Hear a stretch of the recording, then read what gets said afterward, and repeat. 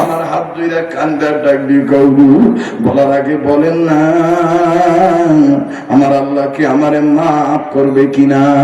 আমি বললাম ভাই কেন মায়ের লাথি মারছিলে? বলে সারা রাত নাই ডিউটি করি, গাড়ি চালাই, অর্গমার শরীর নিয়া আমি সকালবেলা বেলা উঠার পরে বাড়িতে গেছি, বাড়িতে ক্লান্ত শান্ত শরীর নিয়ে গেছি। আমার বাড়িটা রাস্তা সংলগ্ন, গেটের কাছে দাঁড়াইয়াই আওয়াজ পাই মার বউর কাজিয়া। মার বউ ঝগড়া করতেছে, কিন্তু মায়ের মুখ থেকে কোনো ভাষা কথা শুনি না। মেয়ে আমার বউ এমন বিশ্রী ভাষায় কথা বলতেছে, বাড়ি ভর্তি অনেক পাড়া প্রতিবেশী লোকেরা জমা হয়ে গেছে। হুজুর আমার মাইন্ডে লাগলো, মেজাজ আমার গরম হয়ে গেল। আমি বাড়ির মধ্যে ঢুকিয়া গরম আওয়াজ দিয়া আমি ডাক দিয়ে বললাম তোমাদের কি মান সম্মান নাই? রাস্তা দিয়া মানুষ গেলে তোমাদের গালি গালা শুনলে কি বলবে?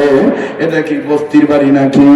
হুজুর আল্লাহর কসম করে বলি, আমার গলার আওয়াজ পাওয়া মাত্র আমার মা মুহূর্তের মধ্যে আমার মা নাতারা নিচু করে দিয়া আমার মা লজ্জা বোধ করিয়া নিজে চলে গেল নিজের ঘরের দিকে। মা একটি কথা বলল না। মা আমার পান খাওয়ার অভ্যাস ছিল। মা ঘরের ভিতরে যাইয়া অর্ধেকটা অংশ খাটের নিচে দিছে, আর অর্ধেকটা অংশ নিয়ে মা খাটের উপরে বসছে। মা বেড়ার দিকে মুখ দিয়া, বুক মুখ দিয়া মা বেড়ার দিকে খেয়াল করিয়া পেট আর পিঠ আর এই মাজা কোমরের সাইডটা ঘাড়ের সাইডটা দরজার দিকে দিয়া মা বসছে। আমার মা পান বানাইতেছিল, আর মা নিজে বিনবিনে কান্দার ডাক দিয়ে আল্লাহ রে, অনেক আগে স্বামীরে নিয়ে গেছ, তুমি আমারে কেন স্বামীর সাথে নিয়ে গেল না? স্বামী থাকলে তো আজকে এইভাবে অর্বর গালিগালা শুনতে হতো না। হুজুর আমার মা যখন বিনবিনে বলে, আমার বউটাই কথা শুনিয়া আমার কাছে ভালো সাজার জন্য এমন একটা চিৎকার দিয়ে জমিনে পড়ে গেল। লোকেরা বলতেছে, মহিলারা বলতেছে দাঁতি লেগে গেছে। কত মানুষ তার মাথায় পানি ঢেলতেছে, না দাঁত খোলে না, চোখ খোলে না। হুজুর আমার ছোট্ট ছোট্ট বেটা বেটি, মা যখন কথা বলে না, দুই বেটা বেটি তাদের মায়ের বুকের কাছে বসে আম্মু আব্বু আসছে, তুমি কেন চোখ খোলো না, কথা বলো না? আমার বেটা বেটি যখন এরকম কান্দে, আমার মনের ভিতরে শয়তান একটা চিন্তা ঢুকায় দিল, এই ওদের মা যদি মারা যায় তাইলে ওরা মা হারা হয়ে যাবে, আমি আসামি হয়ে যাব। হুজুর আমার মা ওদিকে বিনির বিনির করতেছিল, আমি এখন রাগ কন্ট্রোল না করতে পারি, কি করব? আমি তখন মাকে দোষী সাব্যস্ত মনে করিয়া আমি আমার মায়ের ঘরে ঢুকিয়া ভালো মন্দ যাচাই করিয়া আমার মায়ের চুলের মুঠি ধরিয়া আমি আমার মায়ের কোমর বরাবর কোপসা বরাবর এত জোরে একটা লাথি মারছি, আমার মা খাট থেকে পড়িয়া যায়। হুজুর আমার মার কাছ থেকে হাত পানের বাটা ছিটকে চলে যায়। হুজুর লাথিটা এত জোরে লাগছিল, মা জননীর চেহারাটা কালো বর্ণ হয়ে যায়, মায়ের দমটা কেমন জানি আটকা আটকা যায়, খিল্লা লাগা ভাব। হুজুর আমার মা একটা গালি দেয় না, একটা বদুয়া করে না, মা শুধু খালি বলতেছিল, বাবা তুই আমার কেমনে লাথি মারলি? তোর পায়ের লাথি খাওয়ার আগে কেন আল্লাহ আমার মরণ দিল না? কেন আমার মরণ হলো না? হুজুর আমার মা এইভাবে খালি কান্দে আর গোমরায়। আমার মায়ের কান্নার আওয়াজ শোনার পরে আমার যে আত্মীয় স্বজন ছিল, পড়োশি প্রতিবেশী ছিল, অনেক মেয়েরা মহিলারা পুরুষেরা শেয়ার করে, বাবা এটা তুই কি কাজ করলি? মায়ের গায়ে কেউ কোনদিন লাথি মারে নাকি? হুজুর আমার মায়ের কান্নার আওয়াজ যখন আমার মেয়ের কানে গেছে, আমার মেয়েটা মায়ের থুইয়া আমার মায়ের কাছে যাইয়া নাক দিয়ে কয়, দাদু ভাই কান্দো কেন, আব্বু কি মারছে নাকি? আমার মা তখন আমার মেয়েকে আমার বিরুদ্ধে অভিযোগ দেয় না, খালি ডাক দিয়ে বলে, কপালে ছিল বেটার পায়ের লাথি খাওয়া, আল্লাহ কেন আমার মরণ দিল না? হুজুর আমার মেয়েটা যখন মালাকুল মউত দাঁড়ায় রইছে, কার জন্য জানি জঙ্গলার বাঁশ রেডি হয়ে গেছে, কার জন্য জানি কার পিছনে জানি আমার বন্ধুগণ কার জন্য জানি কাফনে কাপড় তৈরি হয়ে গেছে, কার জন্য জানি কবরের মাটি বায়না হয়ে গেছে। ও বাজান, ও আমার কলিজার টুকরা যুবক বন্ধুরা, পর্দার আড়ালের মা বোনেরা, প্রত্যেকটা কথা দেখবেন তীরের মতন অন্তরে প্রভাব বিস্তার লাভ করবে। কেননা আমার এই হাত আল্লাহওয়ালাদের হাতের সাথে লাগানো, এই কণ্ঠের লেশ, এই কণ্ঠের শক্তি আমার মাওলা পাকের কুদরতি শক্তি। 30 বছরের উপরে হয়ে গেল ময়দানে কথা বলার বয়স, সাথের কত বক্তা বাদাম অকেদ হয়ে গেছে, কিন্তু আল্লাহ পাক এখনো ঠিক রাখছে। এটা আমার আল্লাহর দয়া, মায়ের দোয়ার বরকত। ও বাদানি মনগুলা সকলার অনেক যুবকদের সাথে বিদেশের বাড়িতে দেখা হয়ে যায়। এই তো আগামী 2026 সালের ফেব্রুয়ারি মাসে 21শে ফেব্রুয়ারিতে আবার মদিনায় চলে যাব। আপনাদের জন্য দোয়া করব, কাবা ধরে ধরে দোয়া করব, মাকাম ইব্রাহিম বরাবর নামাজ আদায় করে দোয়া করব, হাতিমে নামাজ আদায় করে দোয়া করব, জমজম পানি পান করার পরে দোয়া করব, মুলতাজিমে আঘাত করে হাত দিয়ে দোয়া করব। আমার বন্ধুগণ এমন কি কথা দিচ্ছি বাজান, নবীজির রওজা পাকে আপনাদের পক্ষ থেকে সালাম পৌঁছায় দেব। আর জীবনে আসিবা না আসি, জীবনের শেষ বয়ান মনে করে বয়ান করতেছি। মোবাইল থাকলে মোবাইলের মাধ্যমে রেকর্ড করে নিয়ে যাব। ও আশকুলার মা বোনেরা, ও আমার বাবারা ভাইরা, এখান থেকে যাই আর কি করবে, হয়তো আগামীকালকের কর্মের রুটিন সাজাবে। এমনও তো হইতে পারে এই রাত আমার আপনার জীবনের শেষ রাত, আগামীকালকে লাশ হয়ে যাইতে পারে। অনুরোধ করে বলবো, কেউ এখন ডিস্টার্ব দিবেন না। আমি হাকিকতা নিয়ে ফোটা চোখের পানি আল্লাহর জন্য ফেলতে চাই। কাঁদলে আল্লাহ গুনাহ মাফ করে দিবে, জাহান্নামের আগুন থেকে বেঁচে যাবে। মোহতারাম হাজিরিন, কোন দিকে কোন নজরে দাও। আমার বন্ধুগণ, মার দোয়া যেমন কাজে লাগে, মা বাবার মনে আঘাত দিলে তেমনি আল্লাহ নারাজ হয়ে যায়। মা বাবার বদদোয়া কিন্তু তেমনি কাজে লেগে যায়। কেমন কাজে লাগে একটু খেয়াল করবেন বন্ধু। যে বয়ানটা আপনারা ওয়াজের মাধ্যমে, ক্যাসেটের মাধ্যমে, অডিও ভিডিও সিডি, ইন্টারনেটের মাধ্যমে, ইউটিউবের মাধ্যমে শুনেছে, আজ আমি সেটা প্র্যাকটিক্যাল বাস্তব বলে দিয়ে দিতেছি। আপনাদের সামনে আমি সরাসরি আলোচনা করতেছি। আজ থেকে কয়েক বছর আগের ঘটনা, প্রায় 13-14-15 বছর। আমার বন্ধুগণ, আমার বাবাজিরা, তার চাইতে বেশি হবে। অনেক বছর আগের ঘটনা। বক্তৃতার জীবনের প্রাথমিক অবস্থা ছিল। ওই সময় বগুড়া আজিজুল্লাহ কলেজ মাঠের ওয়াজটাই গোটা বিশ্বব্যাপী মার্কেট পেয়েছিল। রাজশাহী জেলার লক্ষ্মীপুর ভাটাপাড়া ঈদগাহ মাঠের আমার বন্ধুগণ বয়ানটা মার্কেট পেয়েছিল। ওই সময় নতুন নতুন বিভিন্ন জেলায় যায়, কিন্তু নিজস্ব বাহন ছিল না। আমার বন্ধুগণ ঢাকা মহাখালী থেকে বিভিন্ন জেলায় যাব, ময়মনসিংহ, জামালপুর, শেরপুর জেলায় যাওয়ার উদ্দেশ্যে মহাখালী বাস টিকিট কাউন্টার থেকে টিকিট কাটার মাধ্যমে বাসে উঠতে হয়। টিকিট কাটলাম, প্যাসেঞ্জারের সাথে সিরিয়াল বললাম, টিকিট মাস্টার টিকিট চেক করবে, তারপরে প্যাসেঞ্জাররা নিজ নিজ আসনে বসবে। আমার বন্ধুগণ, আমি যখন সিরিয়ালে দাঁড়াইলাম, হঠাৎ করে চোখে চোখ পড়ে গেল। যিনি টিকিট চেক করতেছিল, নজর করে দেখতেছি ওনার এক পাও কাটা। উনি হাতের নিচে, বগালের নিচে একটা ঠ্যাঙ্গার উপর ভর করে দাঁড়িয়ে আছে।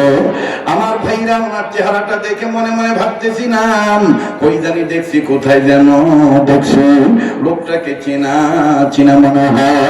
সময় যত যায় আমার মাওলা ততই জেহেন পরিষ্কার করে দেয়। যখনই কাছাকাছি গেলাম রে বাজান, আমার আল্লাহ আমার জেহেনের মধ্যে ঢুকাই দিল, এই লোকটা তো ড্রাইভার ছিল। গত বছর তো আমি তাকে ড্রাইভিং সিটে বসিয়া হাত দ্বারা স্টিয়ারিং ধরতে দেখছি, গাড়ি চালাইতে দেখছি। আজ কেন সে পঙ্গু, আজ কেন তার পা এক পা নাই, পা কেন কাটা? অনুরোধ করে বলবো প্লিজ কোন দিকে তাকাবেন না, অ্যাটেনশন প্লিজ, আমার দিক তাকান বাবা, লুক এট মি, আমার দিক একটু খেয়াল করবে, নিজের মনের বুঝান মত, যদি এরকম মা বাবার সাথে তুমি আমি বেয়াদবি করে থাকি, কপাল কিন্তু পুড়ে গেছে। এই কপাল যদি জোড়া লাগাইতে চাও, মা বাবার পায়ে ধরে কান্দো, মা বাবার কাছ থেকে মাপ নাও। যুবক বন্ধুরি লোকটাকে যখন আমি চিনতে পারলাম, তিনি ড্রাইভার, শীত মৌসুম ছিল, এরকম হালকা পানসি, নাক মুখ ঢাকা ছিল রুমাল দিয়ে। কাছাকাছি যাওয়ার পরে যখন আমার সিরিয়াল, কাছে যে ডাক দিয়ে বললাম আসসালামু আলাইকুম রহমতুল্লাহ, ভাই কেমন আছেন? ডাক দিয়ে বলে আলহামদুলিল্লাহ ভালো আছি। মুখটা থেকে রুমালটা সরানোর পর আমি ডাক দিয়ে বললাম ভাইজান আপনি আমারে চিনছেন কিনা? লোকটি ডাক দিয়ে বলেন হুজুর বলেন কি আপনি চিনবেন না মানে? ওই সময় সিরিকে সিরির ফিতার জামানা। ডাক দিয়ে বলে হুজুর আপনার বয়ান এই বাসে চলে, আমরা বাসের স্টাফ প্যাসেঞ্জার যাত্রী যারা আছি আমরা অনেক সময় আপনার বয়ান শুনি। হুজুর আপনি কেন সিরিয়ালে দাঁড়াইছে? আপনার পরিচয় দিলেই তো আমরা নিজেরাই আমাদের লোকেরা বসাইত। আমি বললাম ভাইয়া আমি আপনার আমার পরিচয় জানার জন্য আপনাকে জিজ্ঞেস করি না আমার চিনছেন কিনা, আমি শুধু আপনাকে জানার জন্য আমাকে চিনাইতে চাইছি। আপনি না ড্রাইভার ছিলেন, আপনার পা কেমনে কাটলো, আপনি পঙ্গু কেমনে হইলেন, তাও আবার এক পা আছে আর এক পা নাই, বলেন না আপনার কেন এই ঘটনা কেমনে কোন দিন হলো, কি কারণ, কবে অ্যাক্সিডেন্ট হয়েছিল? বলা মাত্র লোকটা চোখের পানি ছেড়ে দিয়ে কান্দা ডাক দিয়ে বলে হুজুর এই পায়ের কথা বলতেছেন, ডাইন পায়ের কথা। নিজে বাম হাত দিয়া ডাইন পায়ের হাঁটুতে একটা থাপ্পড় মারলো, থাপড়া মেরে চোখের পানি ঝর্ণার মতন ছেড়ে দিয়া কান্দার ডাক দিয়ে বলে হুজুর এটা আমার মায়ের সাথে বেয়াদবি করার ফল। আমি বললাম মায়ের সাথে বেয়াদবি মানে? বলে হুজুর আমি আমার মাকে রাখবো শুধু এই পাও দিয়ে লাত্তি মারছিলাম, যার কারণে আল্লাহ আমার পাটা রাখেন নাই। আমি বললাম কেমনি একটু বলেন না, একটু শোনান না। ডাক দিয়ে বলে হুজুর সময় যদি দেন আমি আপনাকে শোনাবো, তবে আপনাকে বললো অনেক ভালো। অনেক যুবক বন্ধুরা মা বাবার সাথে বেয়াদবি করে, তারা যেন বয়ান শোনার পরে হেদায়েত হয়ে যায়, আল্লাহ যেন তাদের দিলের পরিবর্তন আনিয়ে দেয়। হুজুর আমি আপনাকে বলবো হুজুর সময় যদি দেন আমি আমার দায়িত্বটা অন্যজনকে দিয়ে দেই, আপনাকে আমি একটু নাস্তা করাবো, চা খাওয়াবো। আমি বলি কোন দিন আমি মায়ের লাথি মারছিলাম, বাদাম শোনা মাত্রই কলিজার মধ্যে কেমন জানি কামড় দিল। আরে যে মা মা মা মা, আরে যে মায়ের কারণে এত সুন্দর দুনিয়া দেখতেছি, ওই মায়ের মানুষ কেমনে লাথি মারে। বাদাম গুনাহ করতে করতে কলবে ময়লা দাগ পড়ে গেছে, যার কারণে হাকিকতান চোখের পানি পড়তে চায় না। একটু দিলটা নরম করেন না বন্ধু, কান্না না আসলেও কান্নার বান ধরবে। লোকটা আমার বন্ধুগণ বলতে যাই আমার হাত ধরে কান্দার ডাক দিয়ে গৌরু বলার আগে বলেন না আমার আল্লাহকে আমারে মাফ করবে কিনা। আমি বললাম ভাই কেন মায়ের লাথি মারছিল? বলে সারা রাত নাইট ডিউটি করি, গাড়ি চালাই, অর্গমার শরীর নিয়া আমি সকালবেলা বেলা উঠার পরে বাড়িতে গেছি, বাড়িতে ক্লান্ত শান্ত শরীর নিয়ে গেছি। আমার বাড়িটা রাস্তা সংলগ্ন, গেটের কাছে দাঁড়াইয়াই আওয়াজ পাই মার বউর কাজিয়া। মার বউ ঝগড়া করতেছে, কিন্তু মায়ের মুখ থেকে কোনো ভাষা কথা শুনি না। মেয়ে আমার বউ এমন বিশ্রী ভাষায় কথা বলতেছে, বাড়ি ভর্তি অনেক পাড়া প্রতিবেশী লোকেরা জমা হয়ে গেছে। হুজুর আমার মাইন্ডে লাগলো, মেজাজ আমার গরম হয়ে গেল। আমি বাড়ির মধ্যে ঢুকিয়া গরম আওয়াজ দিয়া আমি ডাক দিয়ে বললাম তোমাদের কি মান সম্মান নাই? রাস্তা দিয়া মানুষ গেলে তোমাদের গালি গালা শুনলে কি বলবে? এটা কি বস্তির বাড়ি নাকি? হুজুর আল্লাহর কসম করে বলি আমার গলার আওয়াজ পাওয়া মাত্র আমার মা মুহূর্তের মধ্যে আমার মা মাথাটা নিচু করে দিয়া আমার মা লজ্জা বোধ করিয়া নিজে চলে গেল নিজের ঘরের দিকে। মা একটি কথা বলল না। মা আমার পান খাওয়ার অভ্যাস ছিল। মা ঘরের ভিতরে যাইয়া অর্ধেকটা অংশ খাটের নিচে দিছে, আর অর্ধেকটা অংশ নিয়ে মা খাটের উপরে বসছে। হুজুর, মা বেড়ার দিকে মুখ দিয়া, বুক মুখ দিয়া মা বেড়ার দিকে খেয়াল করিয়া পেট আর পিঠ আর এই মাজা, কোমরের সাইডটা, ঘাড়ের সাইডটা দরজার দিকে দিয়া মা বসছে। আমার মা পান বানাইতেছিল, আর মা নিজে বিনবিনে কান্দার ডাক দিয়ে আল্লাহ রে, অনেক আগে স্বামীরে নিয়ে গেছ, তুমি আমারে কেন স্বামীর সাথে নিয়ে গেল না? স্বামী থাকলে তো আজকে এইভাবে অর্বর গালিগালা শুনতে হইতো না। হুজুর, আমার মা যখন বিনবিনে বলে, আমার বউটাই কথা শুনিয়া আমার কাছে ভালো সাজার জন্য এমন একটা চিৎকার দিয়ে জমিনে পড়ে গেল। লোকেরা বলতেছে, মহিলারা বলতেছে দাঁতি লেগে গেছে। কত মানুষ তার মাথায় পানি ঢালতেছে, না দাঁত খোলে না, চোখ খোলে না। হুজুর, আমার ছোট্ট ছোট্ট বেটা বেটি, মা যখন কথা বলে না, দুই বেটা বেটি তাদের মায়ের বুকের কাছে বসে, আম্মু আব্বু আসছে, তুমি কেন চোখ খোলো না, কথা বলো না? আমার বেটা বেটি যখন এরকম কান্দে, আমার মনের ভিতরে শয়তান একটা চিন্তা ঢুকায় দিল, এই ওদের মা যদি মারা যায় তাইলে ওরা মা হারা হয়ে যাবে, আমি আসামি হয়ে যাব। হুজুর, আমার মা ওদিকে বিনির বিনির করতেছিল, আমি এখন রাগ কন্ট্রোল না করতে পারিয়া কি করব?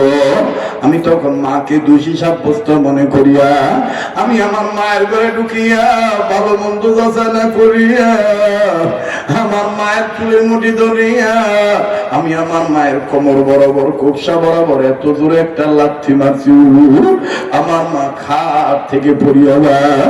হুজুর, আমার মার কাছ থেকে হাত পানের বাটা ছিটকে চলে যায়। হুজুর, লাথিটা এত জোরে লাগছিল, মা জননীর চেহারাটা কালো বর্ণ হয়ে যায়, মায়ের দমটা কেমন জানি আটকা আটকা যায়, খিল্লা লাগা ভাব। হুজুর, আমার মা একটা গালি দেয় না, একটা বদুয়া করে নেয়। মা শুধু খালি বলতেছিল, বাবা তুই আমার কেমনে লাথি মারলি? তোর পায়ের লাথি খাওয়ার আগে কেন আল্লাহ আমার মরণ দিল না? কেন আমার মরণ হলো না? হুজুর, আমার মা এইভাবে খালি কান্দার গোমরায়। আমার মায়ের কান্নার আওয়াজ শোনার পরে আমার যে আত্মীয় স্বজন ছিল, পড়োশি প্রতিবেশী ছিল, অনেক মেয়েরা, মহিলারা, পুরুষেরা শেয়ার করে, বাবা এটা তুই কি কাজ করলি? মায়ের গায়ে কেউ কোনদিন লাথি মারে নাকি? হুজুর, আমার মায়ের কান্নার আওয়াজ যখন আমার মেয়ের কানে গেছে, আমার মেয়েটা মায়ের থুইয়া আমার মায়ের কাছে যাইয়া নাক দিয়ে কয়, দাদু ভাই কান্দো কেন, আব্বু কি মারছে নাকি? আমার মা তখন আমার মেয়েকে আমার বিরুদ্ধে অভিযোগ দেয় না, খালি ডাক দিয়ে বলে, কপালে ছিল বেটার পায়ের লাথি খাওয়া, আল্লাহ কেন আমার মরণ দিল না? হুজুর, আমার মেয়েটা যখন বুঝতে পারলো আমি আমার মায়ের লাথি মারছি, আমার ওই ছোট্ট মেয়েটা আমার শার্ট আর প্যান্টটা ধরে টান দিয়া কয়, ও আব্বা তুমি কেমনে তোমার মায়ের লাথি মারলা? আব্বু, দাদির তো কোনো দোষ ছিল না, দোষ হলো আম্মু। তুমি বাড়ি থেকে বের হয়ে গেলেই আমার মা দাদুকে অনেক কথা বলে, ভিক্ষা করে খাইতে বলে, অপয়া অবহেলিত নারী বলে গালি দেয়, কত কথা বলে। জোয়ান বয়সে নাকি স্বামী খাইছে, এখন নাকি তোমাকেও খাওয়ার জন্য সে চাইতেছে। এইভাবে আমার মেয়েটা যখন রাত সাক্ষী হয়ে বলতেছিল, হুজুর, আমার ভিতরে যত শুনি ততই দুর্বল হয়ে যাইতেছিলাম, আর নিজের কাছে এত অপরাধী, আমার শরীরে কেমন জানি কম্পন সৃষ্টি হয়ে গেছে, কাঁপা কাঁপি শুরু হয়ে গেছে। আমি আমার মায়ের কেমনে লাথি মারলাম? আমার ওই ছোট্ট মেয়েটা ডাক দিয়ে কয়, শিগগিরই দাদুর পা ধরে মাপ চাও। হুজুর, আমার মা বুঝে পেরে ওঠার আগেই আমার মা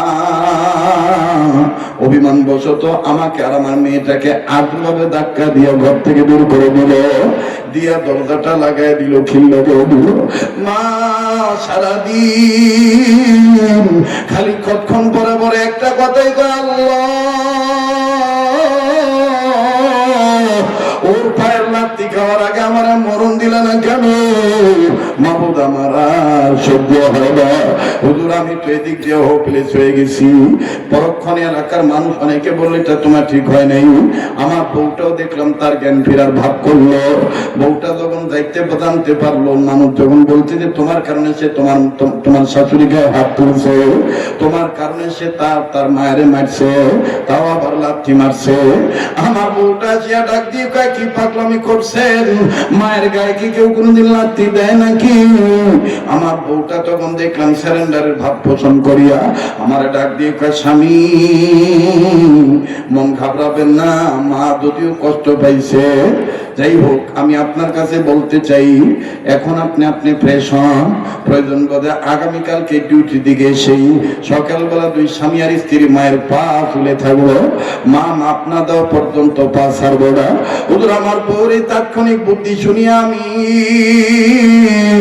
আমি কথাটা মেনে নিলাম। আমি আর সামনের পদক্ষেপে আগাইলাম না, কোনো মতন ফ্রেশ হইলাম, যেহেতু বিকালবেলা সন্ধ্যার পরে আবার ডিউটিতে আসতে হবে, শেরপুর থেকে আবার ঢাকায় আসতে হবে।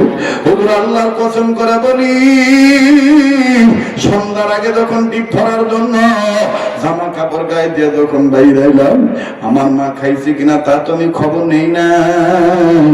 আমি যখন বের হব ডিউটির উদ্দেশ্যে, আমার বাচ্চা মেয়েটা তার দাদির কাছে যায়, কয় দাদু ভাই আব্বু চলে যায়, আব্বু চলে যায়, আব্বু ঢাকা চলে যায়। হুজুর দেখেন মা কারে বলে। আমার মা যখন জানতে পারছে আমি ডিউটিতে যাই, আমার মা তাৎক্ষণিক দরজাটা খুলে ওই ব্যথার জায়গায় হাত দিয়ে আমার মেয়েটাকে ডাক দিয়ে কয় তোরা বুড়ে খেয়ে যেতে বলিস, তোরা বুড়ে দেখে শুনে গাড়ি চালাইতে বলিস। আমার কপালে ছিল ওর পায়ের লাথি, ও যেন ভালো থাকে, তোরা পুরে খেয়ে যেতে বলিস। হুজুর আমার মা যখন এইভাবে বলে, আবার এত কষ্ট লাগতেছিল, কুরবান আমি লাথি মানছিলাম। যেই মা আমার খানার খবর নেয়, যেই মা আমার ভালো থাকা চায়, হুজুর আমি লজ্জায় আর মার কাছে গেলাম না। বোর বুদ্ধি শুনিয়ে আগামীকালকে মাপ চাওয়ার জন্য রেডি হইলাম। যেহেতু গরিবের সংসার, গাড়ি না চালাইলেও খাবার আসবে না, সংসার চলবে না। হুজুর আমি রাত্রিবেলায় ডিউটিতে চলে আসলাম, শেরপুর থেকে ঢাকার উদ্দেশ্যে যাত্রী নিয়ে গাড়ি চাললাম। হুজুর যুগের পর যুগ, বছরের পর বছর যেই রাস্তায় গাড়ি চালাইছি কোনোদিন একটা জন্তু চাক্কার নিচে পড়ে নাই। কিন্তু ওই দিন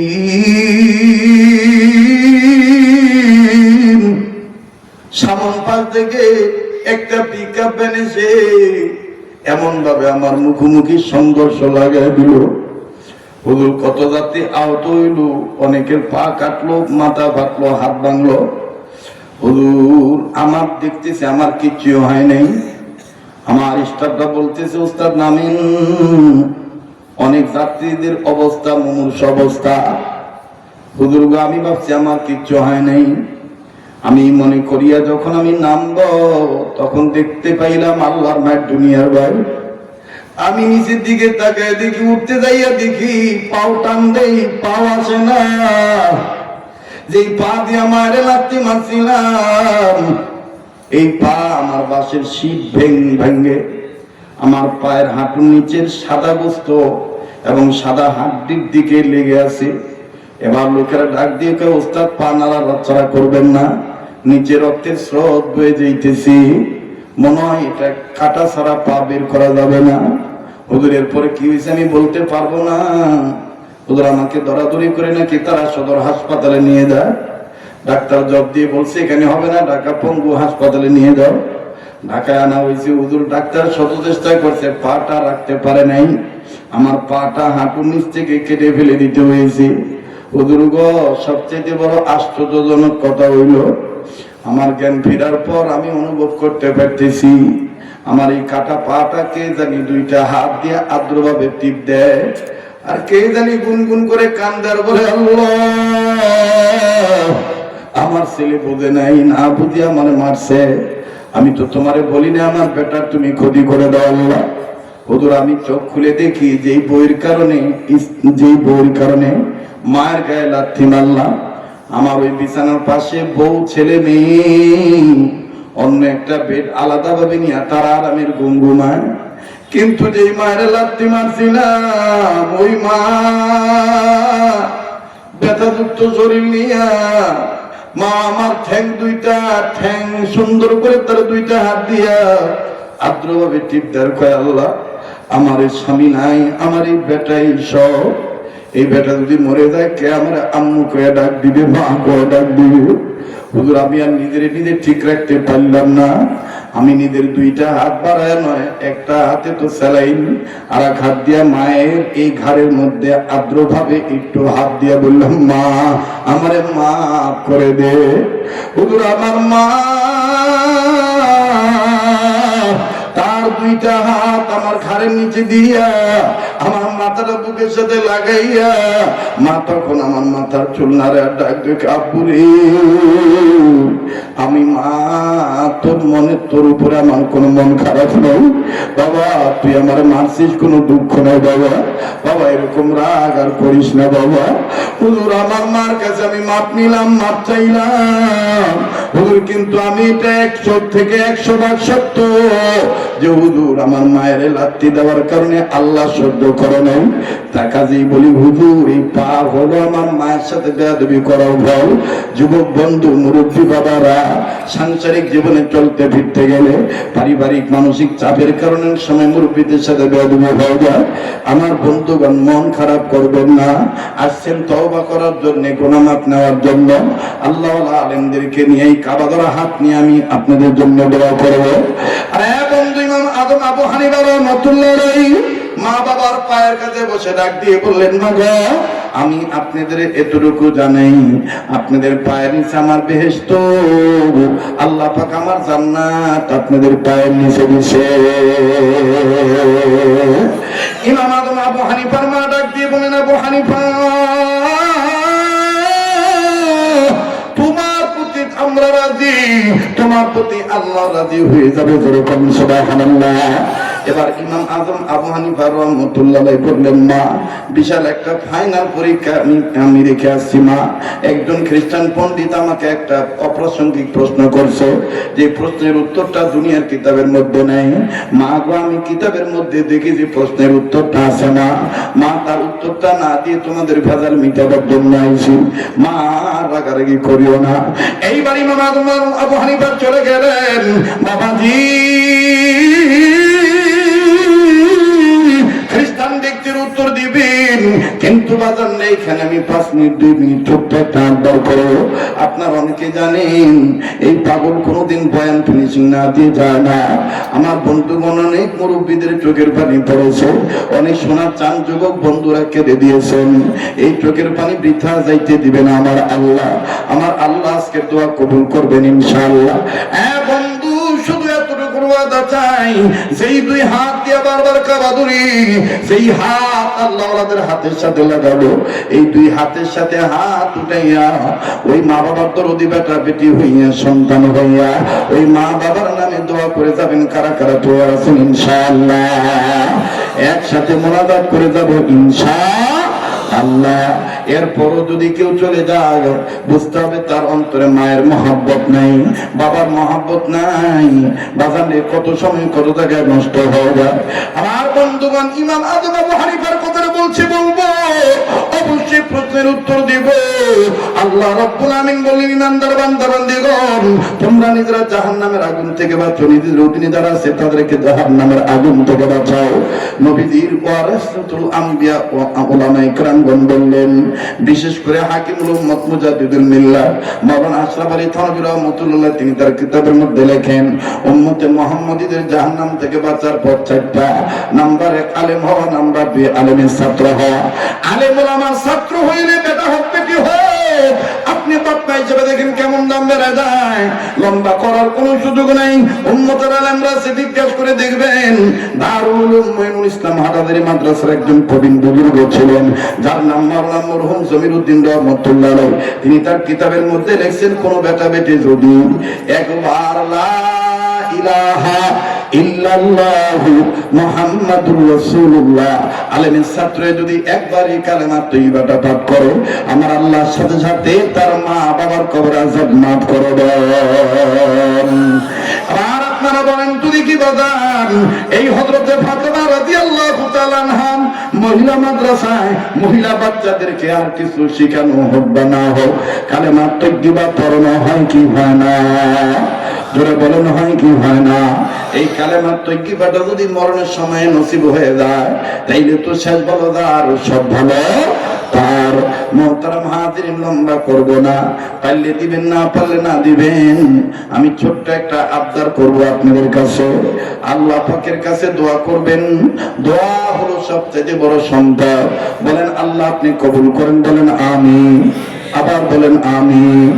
আমার বন্ধুগণ, আমার বাবাদিরা, মাদ্রাসার ছাত্রীরা ইলমে দ্বীন শিক্ষা করতে যাইয়া এই ঠান্ডা বাতাস সহ্য করতেছে। বাবারে কত কাপড় চোপড় আমি আপনি গায়ে দিয়েছি, অথচ এই মাদ্রাসার ছাত্রীরা কত কষ্ট করে। তাদের জানালা নাই, তাদের জানালা আছে, ঠাই নাই, নাকি ঠাই নেই। 7টা ঠাইয়ের প্রয়োজন। এক একটা ঠাইয়ের মূল্য 7,000 8,000 টাকা। আমার বন্ধুগণ, জাহান্নাম হলো 7টা জাহান্নাম থেকে মুক্তি নেওয়ার জন্য এই ময়দানে আমি দেখতে চাই 7 জন ব্যক্তি। আমার ভাইরা, আল্লাহর উপর ভরসা, বাকি উসিলা হয়তো দিনদার বান্দা বান্দীগণ।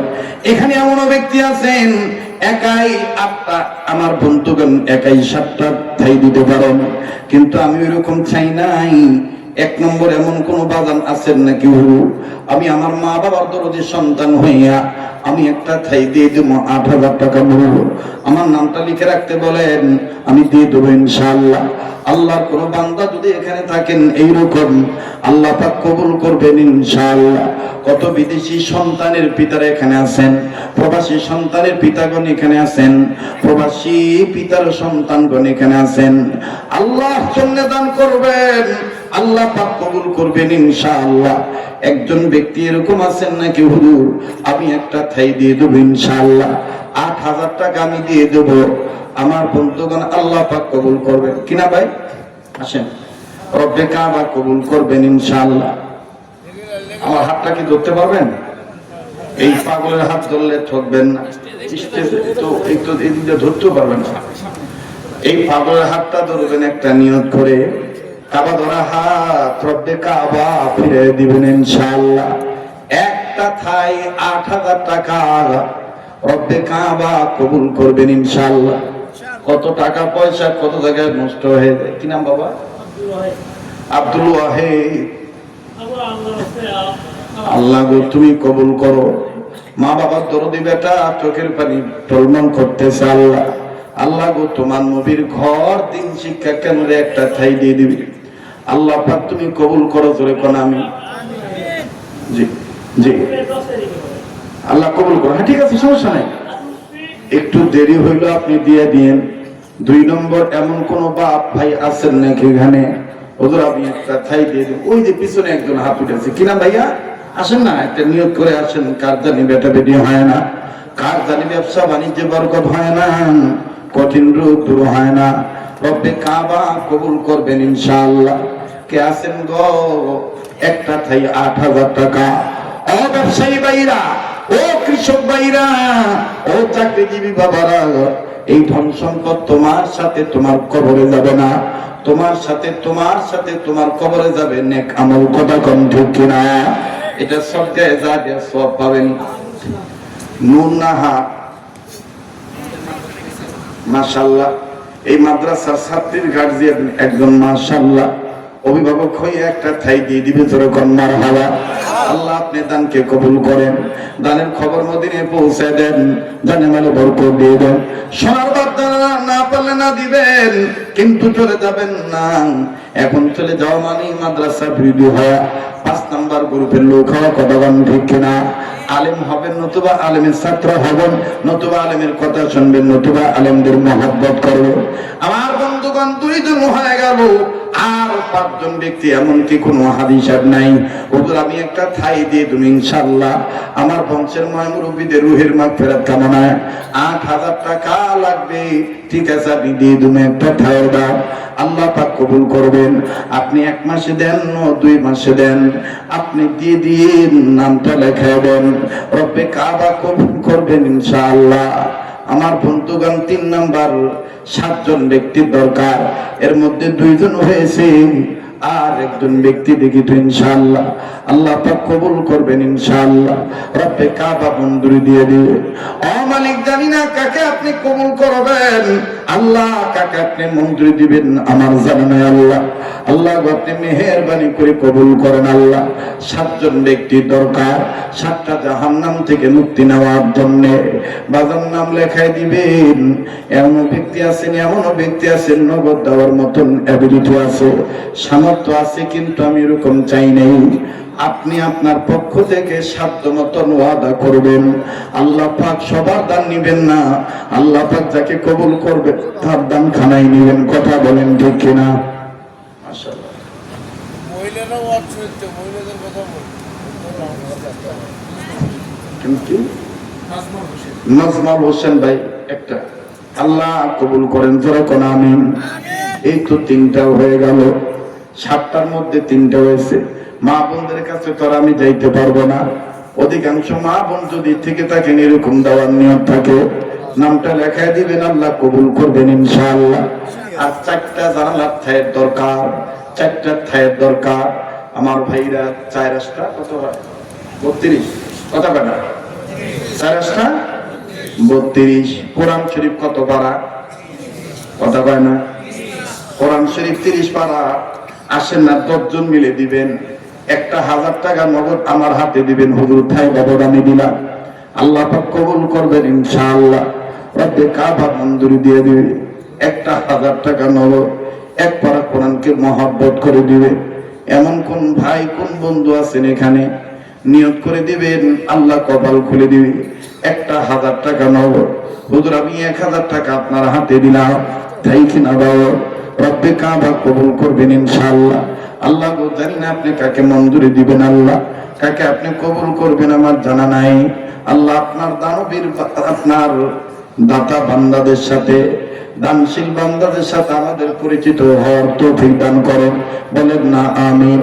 না পারলে না দিবেন, 1 পারা কোরআন শরীফকে মহব্বত করে 1000 টাকা। আল্লাহ আমার বাবার বয়সী বয়সে একজন মুরব্বী বান্দা, 1000 টাকা নাও, আল্লাহ দানকে কবুল করো, দানের খবর মদিনায় পৌঁছে দাও, জানে মানে বরকত দিয়ে দাও। 2 নম্বর আছেন নাকি 1000 টাকা নাও, 1 পারা কোরআনকে মহব্বত করে 10 মিলে করব কাজ, হারি জিতি না হিলাস। ও বন্ধুগণ, এটাই হলো মুমিন মুসলমানদের বিশুদ্ধ আমলের কাজ। আল্লাহ পাক কবুল করবেন ইনশাআল্লাহ। 1000 টাকা, 500 খান টাকা, 30 পারা কোরআনের পক্ষে আপনি দিয়ে দিবেন নগদ, আল্লাহ রব্বুল আলামিন কবুল করবেন ইনশাআল্লাহ। আল্লাহ আমার আরেক বাজান 1000 টাকা নগদ, আল্লাহ আপনি মেহেরবানি করে